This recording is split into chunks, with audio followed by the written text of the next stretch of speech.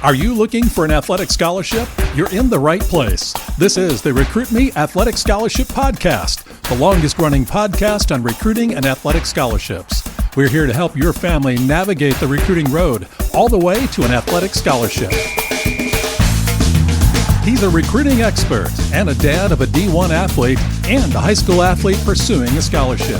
With a wealth of experience to share, here's Recruit Me CEO, Brent Hanks. Welcome to episode 228 of the Athletic Scholarship Podcast. I would like to say thank you for listening, and I would like to ask you to share this podcast with any other family that is going through or that is going to go through the recruiting process. These podcasts are designed for both the parents and for the high school student athlete. Making a list of colleges for a student athlete is like baking a cake. There are many different ways to do it, and everyone's taste is unique. So with that, let's cook up a college list. This episode is a recipe for your college list, ingredients included. Recently, I had a parent contact me to ask advice about his daughter going to a showcase in volleyball. She was invited to go after the school that was hosting the showcase had seen some video on her recent high school season. My first advice was to do research on that school, the volleyball program, the coaches, and their conference. If the school ends up being a school of interest, or even if not, then find out what other schools will be at the showcase. Do research on those schools and prepare an introductory email to each school. Tell each school in an individualized email that you are looking forward to being at the showcase, and ask if you could speak with them during or after the showcase. The dad, who hasn't been following the Recruit Me system and hadn't downloaded the Recruit Me Power Pack or listened to any of the podcast, was a little confused. He thought they should only pursue schools that showed interest in his daughter. One other school had also contacted her, making 2 schools that had contacted her without her actually sending them anything. They both saw video on social media. His thought process was not wrong or unusual from someone new to the recruiting process. It does seem that you should want to only play for a coach that wants you and reaches out to you. Being a school that touches a student athlete first can be an advantage for that school. But I pointed out to him, especially with the COVID times we are in, that coaches have not been able to recruit in a normal way, and even without COVID, the student athlete should pursue schools of their interest. Figuring out what level to play is important. Both of the schools that had contacted his daughter were in the same level of play, so this showcase invitation opens an opportunity to shop, pursue, and to research college choices. So let's help him and his daughter whip up a school list. Here is a recipe for adding colleges to your school list. Write down all the local colleges, the ones close to home, and at all levels. Make sure to record any schools that contact you both academically and athletically, or just in general marketing by mailings or emails. Right now, Sutton, my junior in high school, is getting mailers and emails from colleges for general admissions. These are great ingredients. I remember Parker got a mailer from the Colorado College of Mines, MINES. We thought, wow, that's certainly an academic-only contact. We looked up the school, and they had a really good baseball program. So you never know, especially in D2 and D3 or NAIA colleges, which schools could be very competitive and be the right education fit for you. Sprinkle in any colleges that are attending a showcase, a camp, or a tournament you might go to. Look up websites like ncaa.org or naia.org or njcaa.org. These websites will list schools, sports, and conferences at each level. Also find websites that relate to your sport. I refer to d1baseball.com as a college baseball reference. There they have team reports, conference reports, scoreboards, and polls that list teams. You can see teams that you may not be familiar with and look up those teams and colleges and research them. Recruit Me has recommended some helpful list-making resources throughout its books, recruiting system, and podcasts. I won't go into depth into these today, but you can check out univsearch.com, UNIVSEARCH.com, unigo.com/colleges/by-state, collegedegree.com/all colleges, and collegecoachesonline.com. See the episode notes and links at the bottom of the podcast page. I tell you all these tips because a student athlete needs to make a large list to pick from. One of the lessons our family learned with Parker in our oldest son's recruitment was we didn't have a big enough list of schools. As I've said in previous podcasts, our family didn't find Recruit Me until after his recruitment and his national letter of intent signing. Parker's school choice turned out to be a great choice, and we as a family have no regrets. But as I learned more about the recruiting process, I realized we cut ourselves short of learning about schools, contacting schools, and visiting schools. Take time your freshman and sophomore years to start and make a list of schools. Start with 10 to 15 schools, and then build up to 30 to 50. This list should be worked through and adjusted throughout the whole recruiting process. Adjust your list as you do research on schools, as you refine your thoughts on areas of the country that you favor, and as you figure out what level or levels you can play and want to play in your sport. The student athletes list is a mixture of dreams, reality, and research. Here are questions to ask and answer to form and refine the college list. In-state or out-of-state? Large or small school? Area of the country? Level of academics? Possible field of study? What level athletically? What level academically? And what conference and what cost? Ask these questions and record your answers in pencil because things change. John Fugler's twin sons and our son ended up at a totally different school than they started with. John, the founder of Recruit Me, said his sons pitching for Air Force was not even in their initial radar. And Northwestern for Parker, my son, came up suddenly right before his senior year of high school. Parker and our family did have a recipe for his list of schools. Having that recipe was very helpful in making our final decision, even though the decision ended up being outside the original boundaries. The last episode, 227, I talked a lot about the Athletic Scholarship 24-month recruiting planner and journal written by John Fugler. This is a great way to record and keep and review the school list throughout your recruiting process. Going back to the recipe on making your list, I found that looking at a school's team schedule is a main ingredient and gives you great access to many other schools.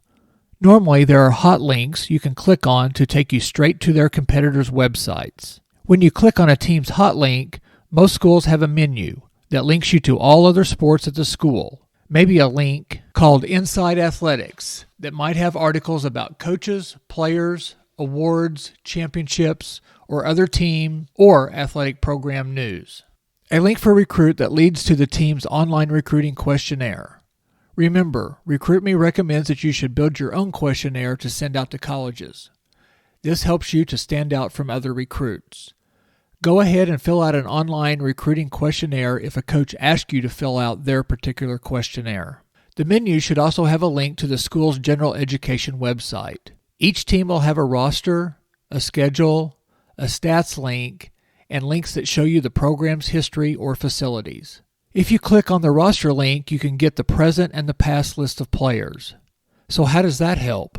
You can see where players are from. You may end up knowing some of the players.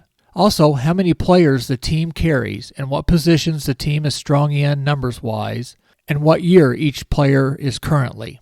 You can see what the team might look like the year you enter, whether the school recruits more high school student athletes or goes after JUCO or transfers from other schools. You can analyze the size of the players to see if you match physically to that team. You can even see what degrees most of the players are pursuing. Do you think this might be a good ingredient? Look at individual players' career stats to see what playing time might look like your freshman and sophomore years.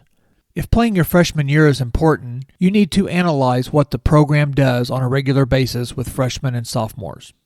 You can even compare to see how many players stayed all 4 years at the program. Does it surprise you how much information you can squeeze out of just a roster link? Again, the schedule provides information to help you in your research for the right school. It shows you the team's conference foes, where you might get to travel, both in conference and at non-conference games. No matter what level you play, your team's travel is a possible important part and fun part of your decision-making. This year's COVID-ridden schedule may not reflect the school's normal schedule, so look back on past year's schedules. The past year's schedule should be in a pull-down menu on the team's site. Pay attention to big games.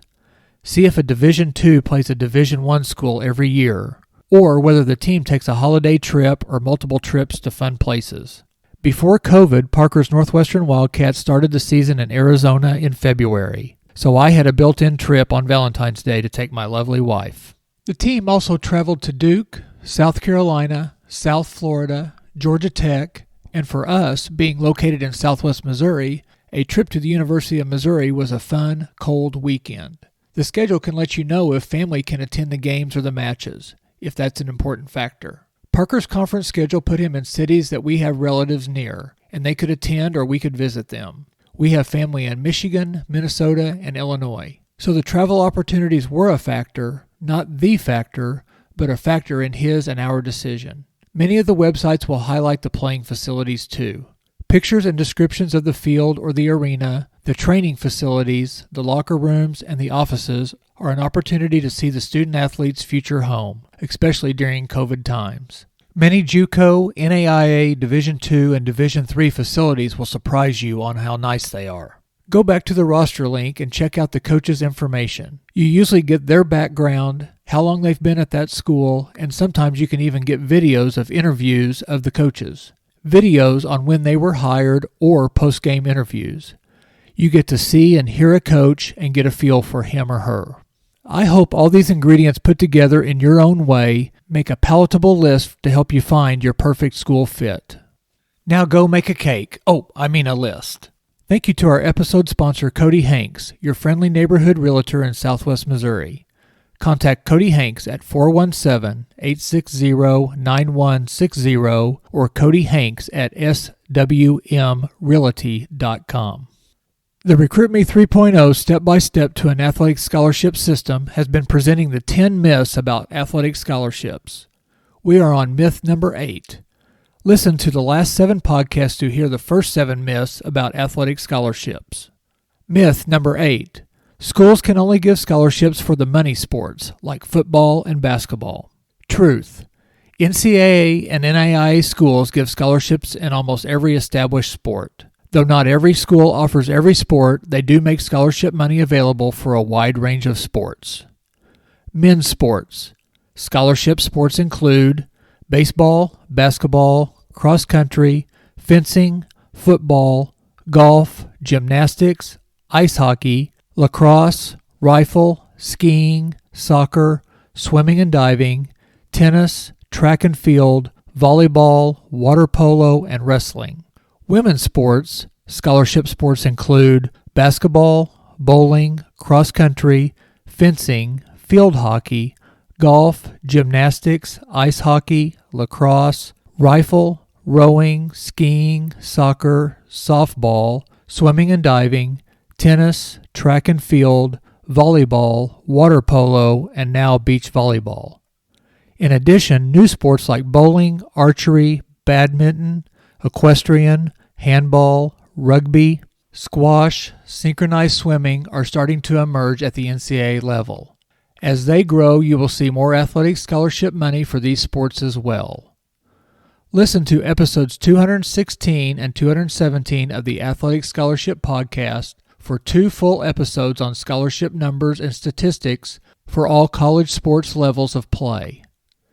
If you would like to get all 10 myths about athletic scholarships and a fully comprehensive guide to getting an athletic scholarship, you need to get the Recruit Me 3.0 system. Go to recruit-me.com/system to get more information and see the complete list of what you get with this step-by-step system. Getting recruited is not easy. Buy the Recruit Me 3.0 system and it will make it easier by answering all the questions you have on how to start, when to start, how to contact coaches, and respond to coaches, and more. Now through 12/31/2020, you can get the Recruit Me 3.0 system for only $99. It's normally $127. Go to recruit-me.com/system to get access. With Christmas break approaching, take time to binge listen to past episodes, and you are always welcome to contact me by email, brent@recruit-me.com, if you have any questions, comments, or suggestions. Thank you for listening, and we'll see you next week.